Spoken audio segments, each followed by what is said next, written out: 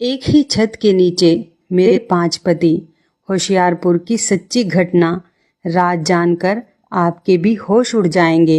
मैं आज आप लोगों को एक बेबस लड़की की कहानी सुनाने जा रही हूँ, जिसकी जिंदगी में दुख और तकलीफ बहुत ही ज्यादा थे, जिसको सुनकर आपकी भी आंखों में आंसू आ जाएंगे। मेरा नाम रजनी है। मेरे परिवार में मेरी माँ और मैं थी। मैं अपनी माँ की इकलौती बेटी थी। मेरे पिता कई सालों पहले ही गुजर चुके थे। मेरी माँ एक स्कूल टीचर थी जो काफ़ी अच्छा कमाती थी।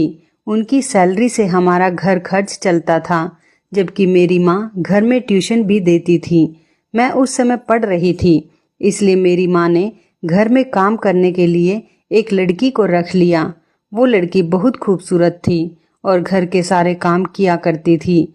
मेरी माँ को इतना समय नहीं था कि वह घर के काम करती, और मुझे मेरी माँ ने बहुत लाड से पाला था। मैं शादी से पहले अपने घर का कोई काम नहीं करती थी। मैं बहुत पढ़ी लिखी भी हूँ। अब मैं जवान हुई तो मेरी माँ ने अच्छा रिश्ता देखकर मेरी शादी कर दी थी। मेरी शादी के 6 महीने बाद ही मेरी माँ भी इस दुनिया को छोड़कर चली गई। मेरी शादी अच्छे परिवार में हुई थी। मेरे पति की अच्छी जॉब थी, लेकिन कुछ समय बाद घर में परेशानियां आती चली गई और मेरे घर के हालात बिगड़ते चले गए। हमारे घर के हालात बहुत बुरे थे। हम लोग एक छोटे से घर में रहते थे।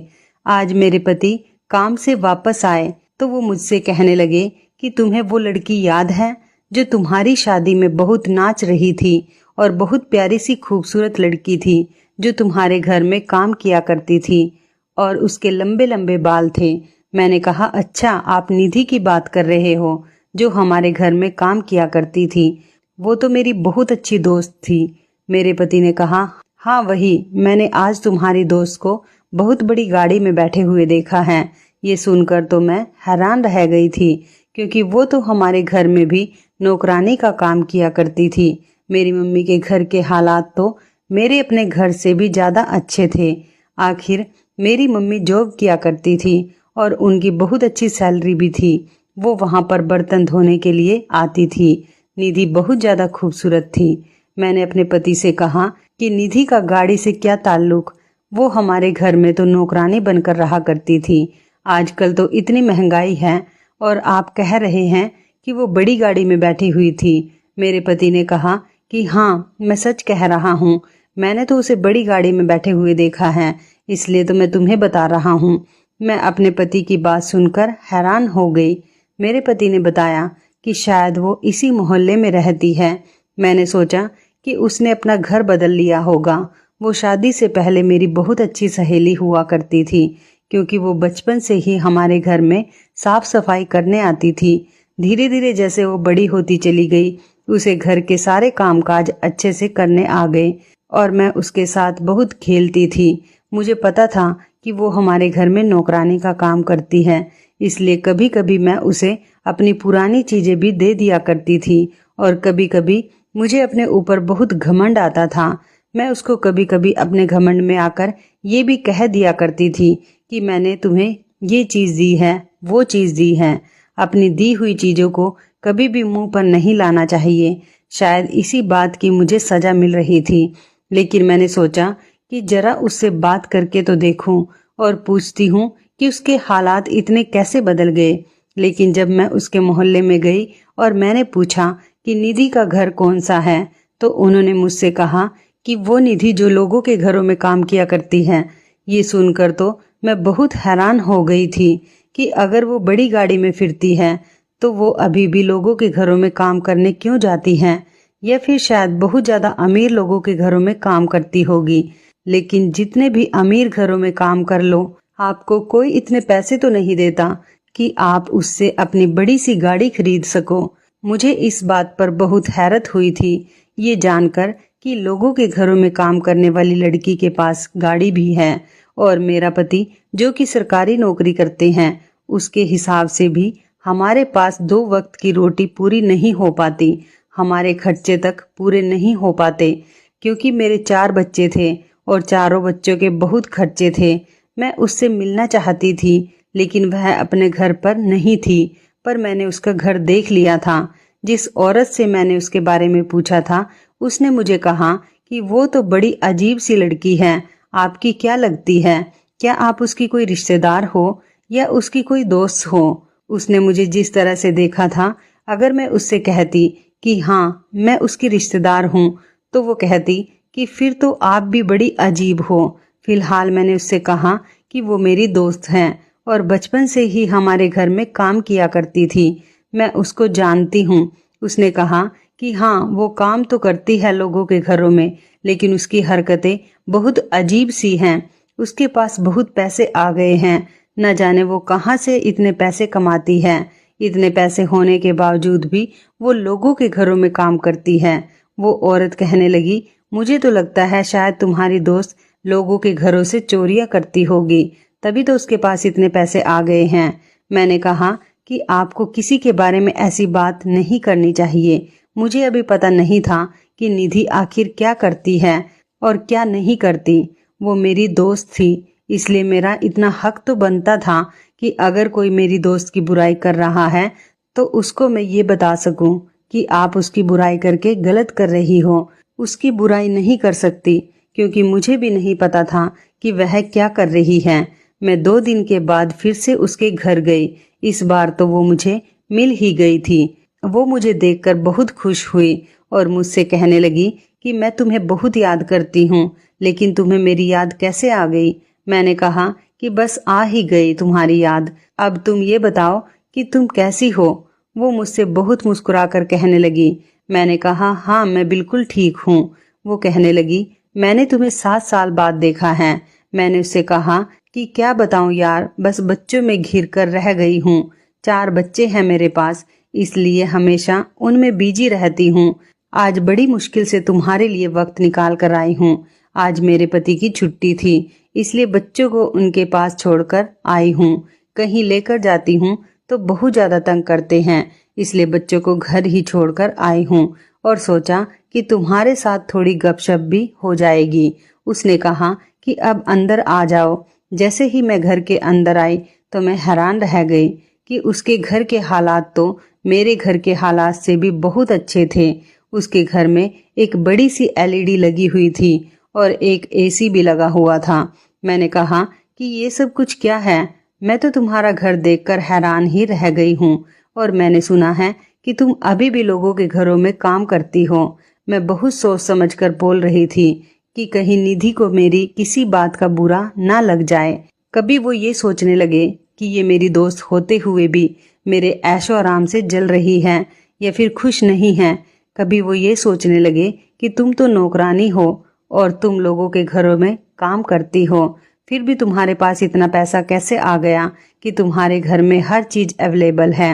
मैंने बस इतना कहा कि तुम काम तो अभी भी नौकरानी का ही करती हो ना, फिर तुम्हारे पास इतने सारे पैसे कहाँ से आए? या फिर तुम किसी बहुत अमीर घर में नौकरी करती हो? तब उसने मुझे अपनी कहानी सुनाई और ऐसी बात बताई कि मैं तो हैरान ही रह गई। वो कहने लगी कि मैं एक ही घर में काम करती हूँ और मैंने अपनी कमाई से ही ये सब कुछ किया है। निधि मुझसे कहने लगी कि तुम्हारी माँ बहुत अच्छी थी। मैं उनको अपनी माँ की तरह ही समझती थी। उन्होंने भी मुझे हमेशा बेटी जितना ही प्यार दिया। जब तुम्हारी शादी के बाद तुम्हारी माँ इस दुनिया से चली गई, उसके बाद तुम तो अपनी जिंदगी में बिजी हो गई थी, पर मेरी जिंदगी में तो कुछ भी बदलने वाला नहीं था। तुम्हें तो पता है मैं बचपन से ही अनाथ हूँ, मेरा अपना कोई भी नहीं है। मैं बस इसी तरह से लोगों के घरों में काम करती रही और फिर मुझे एक बहुत ही अमीर घर में काम करने के लिए नौकरी मिल गई। वो एक बहुत बड़ी हवेली है जहाँ पर 4 भाई रहते हैं और उनकी माँ है। पिता उनके काफी सालों पहले ही गुजर चुके थे, इसलिए पूरे घर में माँ की ही हुकूमत चलती है और उन्होंने ही अपने बेटे की शादियां भी अपनी मर्जी से करवाई थी। और सबसे अजीब तो ये है कि चारों भाइयों के पास अभी तक कोई औलाद नहीं है, क्योंकि उनकी माँ ने उनकी शादियां अपनी बहन की 4 बेटियों से करवा दी। जिन मैडम के घर में मैं काम करती हूँ, उनकी बड़ी बहन की ख्वाहिश थी कि वो अपनी 4 बेटियों की शादी अपनी छोटी बहन के बेटों से कर दे। वो लोग बहुत अमीर और पढ़े लिखे लोग हैं, जबकि चारों बहुएं भी बहुत पढ़ी लिखी हैं।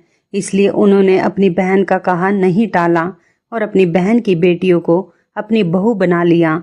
और तुम कभी उनके बेटों की पत्नियों को देखोगी तो तुम हैरान रह जाओगी। उनके चारों लड़के देखने में बहुत स्मार्ट हैं और वो चारों बहनें जो उनकी पत्नियां हैं वो तो बहुत ही काली हैं, जिनको देखने का भी दिल ना करे। मैंने उससे कहा कि ऐसा भी होता है। वो मुझसे कहने लगी, हाँ होता है। बड़ी मैडम ने अपनी बहन को जुबान दी थी और उनके खानदान में जुबान को बहुत अहमियत दी जाती थी। इसलिए उन्होंने अपनी बहन की चारों बेटियों को अपने घर की बहू बना लिया और वो चारों ही ना किसी काम की हैं और ना ही किसी को खाना बनाना आता है और ना ही किसी के अंदर कोई अकल है। पढ़ी लिखी तो सब हैं और डिग्रियां भी सबके पास हैं, लेकिन आता जाता किसी को कुछ भी नहीं है। मैंने निधि से कहा कि निधि, क्या वो लोग तुम्हें ज्यादा पैसे देते हैं?